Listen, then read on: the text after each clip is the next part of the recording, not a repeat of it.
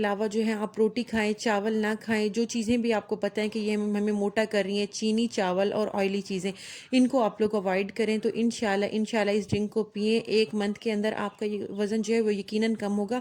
سو ایک ایکسرسائز ہے وہ یہ اس طرح سے آپ کو اسکرین پہ نظر آ رہا ہوگا. آپ نے سیدھا پوزیشن میں کھڑے ہو جانا ہے اور اتنا بینڈ کرنا ہے، بیٹھنے کی پوزیشن میں آ جانا ہے. زمین پہ بیٹھنا نہیں ہے، بلکہ جس طرح سے آپ کو یہ عورت نظر آ رہی ہے اس فیمیل کی طرح آپ نے آدھا جھک جانا ہے اور پھر کھڑے ہو جانا ہے. پھر یہ ہاف اسکویٹ ہوگا یہ، تو پھر آپ نے کھڑے ہو جانا ہے، پھر اسی پوزیشن میں آ جانا ہے، پھر کھڑے ہو جانا ہے. آپ نے 10 سے یہ سٹارٹ کرنا ہے اور اس کو 50 پہ لے کے جانا ہے پر ڈے.